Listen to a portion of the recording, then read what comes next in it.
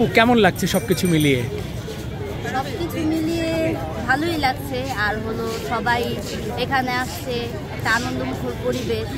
আর হলো সবাই বাক স্বাধীনতা পেয়েছে। এতদিন হয়তো কারো উপরে কিছু বলতে পারতো না, চুপ থাকতো।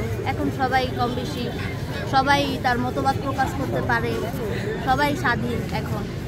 এর জন্য সব মিলিয়ে ভালোই লাগছে। এবং মনে হচ্ছে কি একটা উৎসব বা একটা আমেজ, নতুন করে একটা দেশ পেলেন, যে দেশে সব কিছু এখন করা সম্ভব। আপনার কাছে কি মানে সরকারের কাছে কি প্রত্যাশা থাকবে নতুন সরকারের কাছে? নতুন সরকারের কাছে প্রত্যাশা তো এটাই থাকবে যে কোথাও যাতে বৈষম্য না হয়, আগে যেটা ছিল বৈষম্য যাতে না হয়, আর একটা নিরপেক্ষ সরকার হয়, এই যে কোনো পক্ষপাতহীন না হয়, এতটুকুই আর কি। আর আমরা এখনও পুরোপুরি খুশি না, কারণ এখনও তো সরকার গঠন হয়নি। সরকার গঠন হোক, তারপরে আমরা পুরোপুরি স্বাধীন না। আন্দোলনের সময় কি করছেন আপনি? আমি আন্দোলনে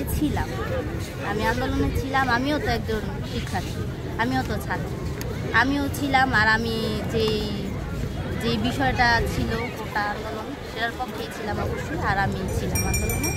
আর এই স্বাধীনতা। আপনারা কোথা থেকে আসছেন? আমরা জুরাইন থেকে আসছি। আচ্ছা, কোথায় পড়ছেন আপনি? আমি বদরুন্নেসা মহিলা কলেজ। এরপর আপনি বলেন একটু। আপনি তো সরকার গঠন হয়নি বা সরকার চাচ্ছেন, তো কি ধরনের সরকার আশা করছেন বাংলাদেশে আগামীতে?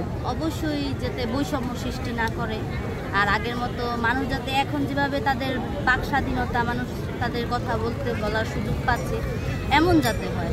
এই বিজয়টা হচ্ছে ছাত্রদের, আমরা বলতে পারি। হ্যাঁ। কিন্তু সেখানে বিভিন্ন রাজনৈতিক দল যখন এখন সুবিধা নিতে চাচ্ছে, সেক্ষেত্রে আপনারা কি চাচ্ছেন?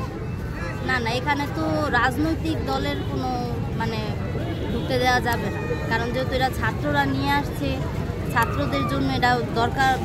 ওরাই যখন এটা করতে পারছে, তাহলে আর যদিও কেউ ঢুকতে চায়, তাহলে আমার মনে হয় না যে এতদিন যেহেতু কেউ সাহায্য বা কোনো কিছু কাউরে দেখি নাই, তো এখন মনে হয় না যে বিজয় আনার পরে নতুন করে কাউরে ইয়া করাটা ঠিক। আপু, গতকালও গণভবনে কিংবা সংসদে লুটপাট হয়েছে বা দেশে অনেক সহিংসতা হয়েছে, এটা কি কাম্য ছিল? না, এটা কিভাবে? যারা বাঙালি, প্রকৃত বাঙালিগুলো তো দেশের সম্পদ, ঠিক না? আর আমরা দেশের সম্পদ হিসেবে এগুলো তো আবারও আমাদের ট্যাক্সের টাকা কিনা হবে না? তো এর জন্য তো এই যে লুটপাটগুলো হয়েছে, এটা তো ঠিক হয়নি, এটা তো খুবই খারাপ। আর বহির্বিশ্বে এটা তো আমাদের জন্য একটা খারাপ একটা ইমেজ তৈরি করলো না? অবশ্যই এটা তো খুবই খারাপ ছিল। এই যে আপনার কথার বরাদ দিয়ে বলি, আপনি বহির্বিশ্বের কথা বলছেন, হ্যাঁ। এই যে প্রধানমন্ত্রীর শাড়ি থেকে শুরু করে বিভিন্ন আসবাবপত্র বা মেয়েদের অনেক পার্সোনাল জিনিসও কিন্তু আমরা দেখি উল্লাস করেছে। এটা কি আসলে কাম্য? বহির্বিশ্বে কি আমাদের মুখ উজ্জ্বল হয়েছে? আপনারা যে বিজয় এনেছেন, সেটি কি আসলে স্বাধীনতা বলা যায়? না, এটা অবশ্যই স্বাধীনতা বলা যায় বলতে হলো তারা যে কাজটা করছে, যে কোনো শিক্ষিত সমাজ এটা করবে না, অবশ্যই করবে না।